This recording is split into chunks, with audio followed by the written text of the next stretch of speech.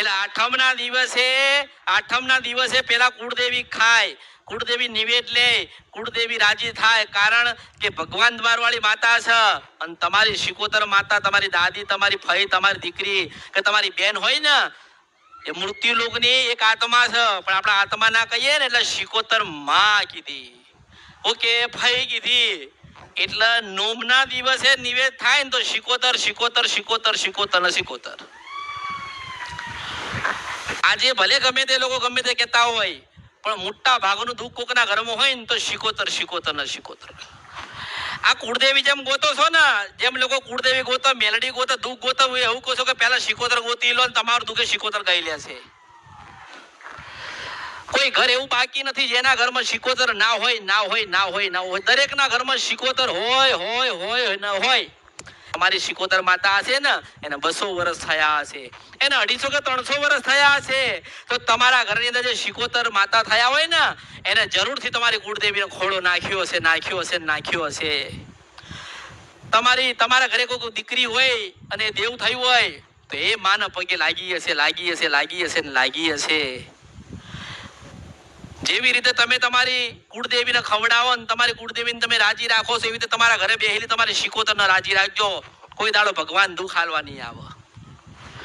અને હવે તો બધા અલગ અલગ થઈ ગયા, બધા અલગ અલગ થઈ ગયા. માનો કે એક શિકોતર માતાના 3 દીકરા હોય, હવે 3 દીકરા જોડે બેન કોઈ દાડો ખાધું ના હોય તો માને જોડે બેહાડીને ખવડાવે ખરી.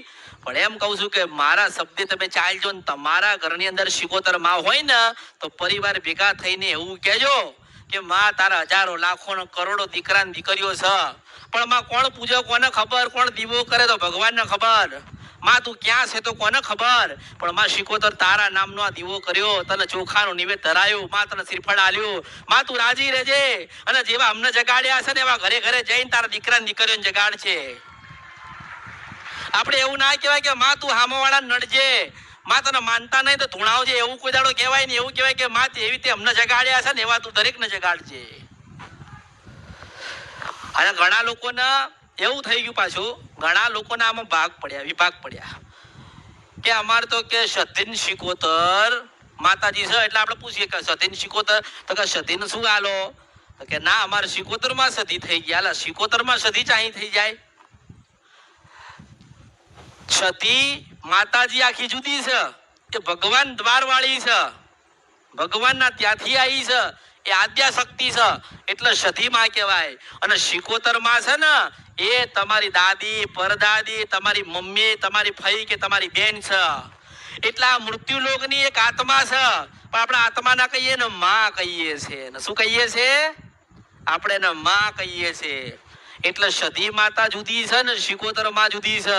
કોઈ દાડો ગમે તે થાય એવું મગજમાં ના બેહાડ દેતા કે આપણી શિકોતર માં છે ને સતી માં થઈ. શિકોતર માં કોઈ દાડો સતી ના થાય, ના થાય, ના થાય, ના થાય, ના થાય.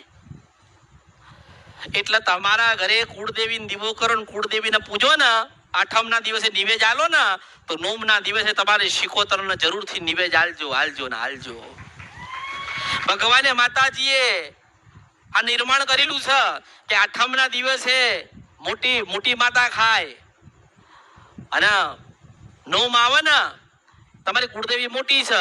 કારણ કે તમારા ઘરે જ્યારે એ પરણીને આયા ને તારે તમારી કાળકા ખોડિયાલ કે મેરડીનો ખોળો નાખ્યો તો. નોમના દિવસે તમારા શિકોતર માતાને તમે ખવડાવજો. તમારા ઘરે પૂર્વજ હોય ને તો નોમના દિવસે એને ખવડાવજો. એટલે ભૂલા ના પડો, ભૂલ ના થાય, ગુના વધે નહીં અને માં નારાજ ના થાય ને સજા ના આપે ને એટલે હું તો માર્ગ બતાડું છું. પછી તમારે જે માર્ગે જવું હોય તમારે નક્કી કરવાનું કે તમારે કયા માર્ગે જવાનું છે. મેં તો તમને એવો માર્ગ ચીધી ના લ્યો જેથી કરીને તમે ભૂલા ના પડો, તમારે કોઈને પૂછવું ના પડે. અને હવે તો તમે પૂછો ને એટલે તરત એમ જ કે ઉભારો માતાજીને પૂછવું પડશે, દાણા જોવા પડશે, માળા જોવું પડશે, મઠે બેહવું પડશે. હું એવું કહું છું કે એક જ જગ્યાએ એક જ દીવે બેહી રહેશો ને તો બધી જ માતા એ જગ્યાએ ઊભી રહેશે.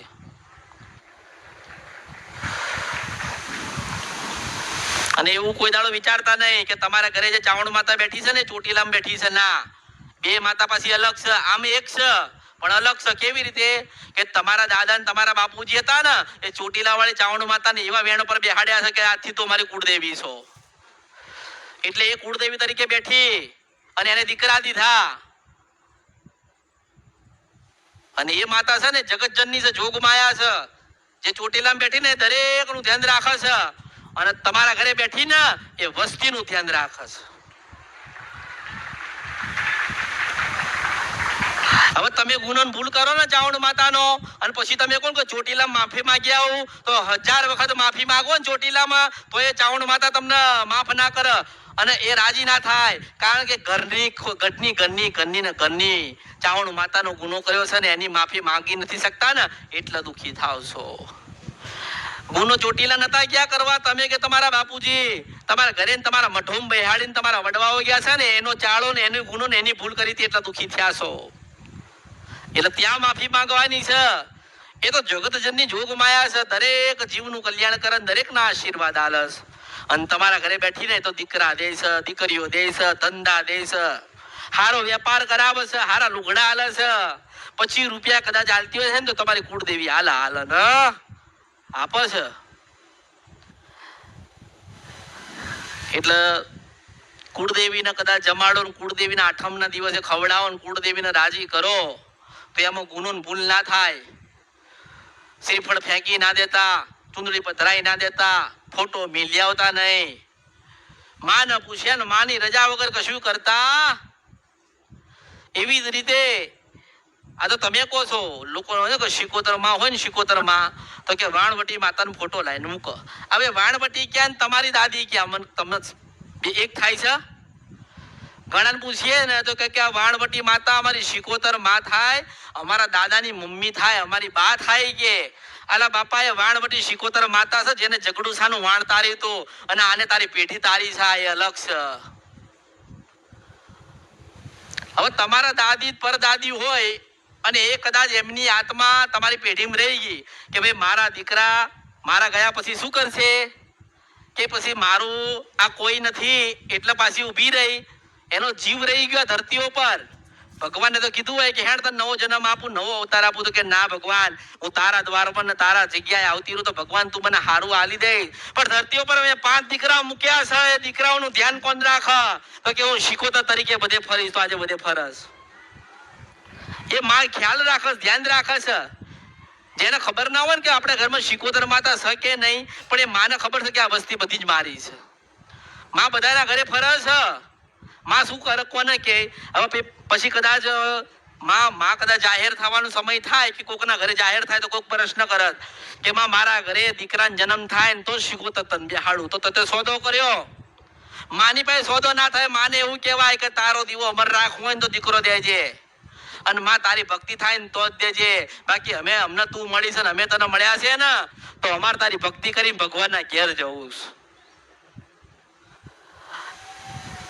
જેટલી તમે તમારી માં પ્રત્યે લાગણી રાખશો ને એટલી માં તમારા પ્રત્યે લાગણી રાખશે. તમે માતાને છેતરવાનું કરશો નહીં. માતાજીને આજ તો આપી દઉં, માતાજીને પેલું આવડે મને લોકો કરે છે કે આજ તો આ બધું લઈને જઈએ ને માતાજીને પૂછીએ તું રાજી થઈ જાવ. ના, તમે ઘરેથી નક્કી કરીને જે આવો છો ને એ મને ખબર કે શેના માટે આયા છો.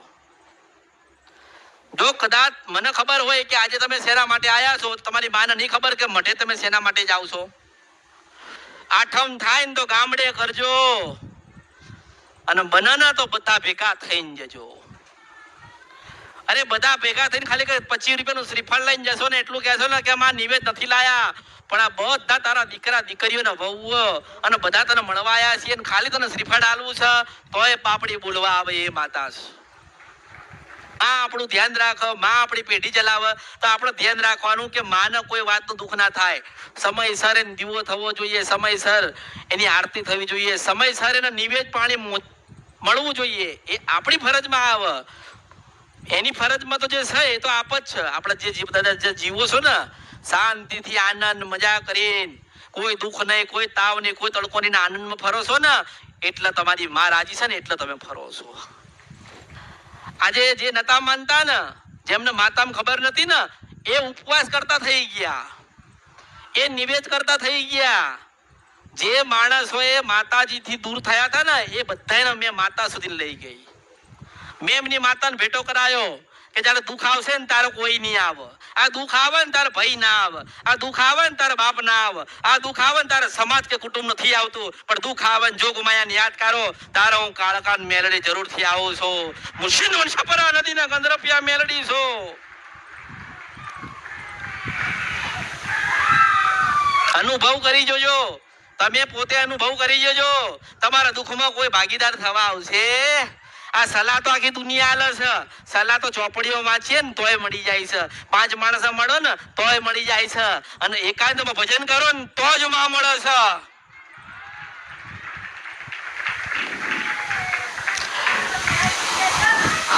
બસ તમે ચોખ્ખો ભાવ રાખો. આ દીવા કરવાનું નિવેદ કરવાનું આવશે ને તાર દુકાન વાળાને જઈને કહે છે ભાઈ ચોખ્ખું ઘી છે, એ તારો ચોખ્ખો ભાવ છે.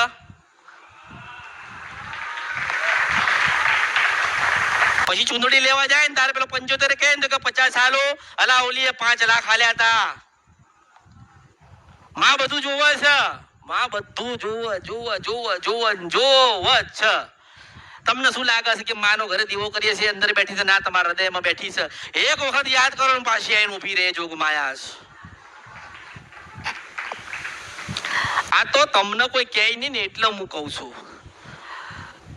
અને એટલું બધું હોય ને, એટલું બધું કે આપણી માન દીવા કરવા છે તો જાતે ઘી બનાવીને જાતે દીવા કરો ને તો ખબર પડે કે એમનું ઘી બને છે ને કેમના દીવા થાય છે. આ તો કે ચોખ્ખું ઘી છે, તું ચોખ્ખો છે, તારું હૃદય ચોખ્ખું છે. હાલા તમે પોતે જ કઈક તમારા પોતાની અંદર જ કઈક ખામીઓ પડી છે, એને સુધારો ને. એને તો પેલા પવિત્ર કરો ને, પછી દુકાનમાં જશે. ગંગાજળની બાટલી છે, તારું મન પવિત્ર છે, હે પાછા ગંગાજળ લઈને મંદિરમાં નાખો. અલા તમે પવિત્ર થાવ ને પેલા, પછી ગંગાજળની બોટલ લાવો ને પછી છાંટ આમ ચારે બાજુ. અલા બધું પવિત્ર જ છે. વિચાર પવિત્ર રાખ, સાચા હૃદયનો ભાવ રાખ, બધું પવિત્ર જ છે. માં નહીં નડવા આવે ને માં નહીં બોલવા આવે. એટલે જે તમે જે કરો છો ને અમુક વસ્તુ એને તમે પેલા સમજો કે તમે શેના માટે કરો છો. દીવો કેમ કર્યો? તમારા બાળકો તમને પૂછે ને, પટેલ પૂછે કે નહીં? પૂછો પટેલ, એ પપ્પા, બાપુજી, દાદા આ દીવો કેમ કરીએ છે? તાર કહેજે કે બેટા આપણી પેઢીમાં, આપણા વસ્તીમાં અને આપણા કુટુંબની અંદર, આપણા ઘરોની અંદર, આપણા આ ઘરની અંદર અજવાળું અંધારું ના થાય ને અને અજવાળું રહે ને એટલે આપણે કુળદેવીને દીવો કરીએ છીએ. આપણી પેઢી કોઈ દાડો ડૂબી ના જાય ને એટલે આપણે દીવો કરીએ છીએ. આપણી પેઢી સારી રહે, આપણી પેઢી ચાલુ રહે, આપણા બધા હારા રહીએ, આપણા ઘરમાં દુઃખ ના આવે એટલે બેટા આપણા દીવો કરીએ છીએ. એવું કહેતા તો આવડે ને. એટલે દરેક એક વસ્તુનું તમે ધ્યાન રાખો. હવે જેટલું તમે હોશિયાર થશો, જેટલા તમે ચાલાક થશો ને એટલા તમારી માં તમારી સાથે વાત કરવા આવશે. હવે માતાજી તમારી ઘરે આવે, હવે આઠમાં આવીને તમારી માં તમારી કે હું તો મેલડી છું. એટલે તમે તો એવું જ કહો કે હા માતાજી અમારે 3 વર્ષથી આ દુઃખ છે તે હું ચાલી રહ્યું છે. આપણે એવું કહીએ કે માં તું આટલા વર્ષ ક્યાં હતી? માં તને દેખાયું નહીં, મને દુઃખ પડ્યું, દુઃખમાં હતો. માં તો તને હારું છે ને, હારું હેણ મય જોયું આ મારા જીવન દુઃખ છે, હું 50 કે 100 વર્ષ જીવીશ, પણ માં તું મારી પેઢીમાં આવીને આવી જાગતી જોગ માયા બોલતી રહેજે, જેથી કરીને 1000 વર્ષ સુધી કઈ દુઃખ પડે ને તો આઈને પાછી તું ઊભી રહે. આ તો કે માં લગ્ન નહીં થતા, માં પેલું નહીં થતું. અરે માં સત્ય, માં આશીર્વાદ ના કૃપાલ છે, હારું જીવન આલ છે. પેલા માના જોડે વાત કરતા જીવડા તો થાવ.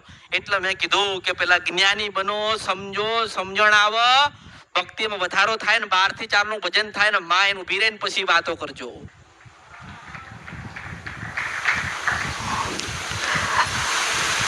એટલે જે તમે આઠમના દિવસે નિવેદ કરો ને તો કુળદેવીનું કરજો, મેલડીનું કરજો, ઝોપડીનું કરજો, પણ શિકોતરનું નોમના દિવસે કરજો. કોઈ માને ના માને, તમે માનો છો ને તમે કરજો. ભલે તમે એને ફોટામાં જોવો છો, દીવામાં જોવો છો, મંદિરમાં જોવો છો કે શ્રીફળમાં જોવો છો, એ માં તમારા હૃદયમાં બેઠી ને તમને જોવે છે. અને માને સદાના માટે એવું કહેવાનું રાખજો કે માં જેવા તે અમને ઉજળા કર્યા, માં તે જેવા અમને પવિત્ર કર્યા, જેવા અમને ગુનામાંથી તે છોડ્યા, અને માં જેવું તે અમને જ્ઞાન આપ્યું ને એવું આ વસ્તી ના આલજે માં. માં આ કુટુંબ નથી માનતું, માં તારા દીવા નથી કરતા, તો એવો કઈક ચમત્કાર કરવા, એવા કઈક તારા આશીર્વાદ આપ જેથી કરીને તારા દીવા હોનાના પરિણામ થાય. જેમ જેમ સમય જાય ને એમ માણસની ધીરજ ખૂટતી જાય. ખબર તમને? માણસમાં ધીરજ રહેતી નથી. તો હમણાં મને કહે છે કે માતાજી હું 3 મહિનાથી આવું છું, મારું ના થયું. અલા તારી માં 30 વર્ષથી દુઃખમાં છે. તારી માનો ગુનો 3 પેઢીમાં 3 ભાઈઓ કરીને ગયા. હારા મોટા ગાદી વાળા, ધૂણવા વાળા, ભુવા, આ બધાને ખબર છે કે માનો પેટો કેવી રીતે થાય, માના ગુના કેવી રીતે આપણે ક્ષમા કરાય, માં કેવી રીતે રાજી થાય, એ તમને બતાવવાનો પ્રયત્ન બધાએ તમને કર્યો, પણ તમે સમજતા નથી. એટલે પછી મેં કીધું એક કામ કરો, જોવડાવવાની જગ્યાએ માન જોઈને બેહી રહો. અને કશું ના થાય ને તો 12 થી 4 નું ભજન કરજો. એક દાડો જરૂરથી તમારી માય નું પીરે છે. બસ આ તો કેવું છે કે કળિયુગ છે ને, માં તો હજારો લાખો ને કરોડો રૂપ છે.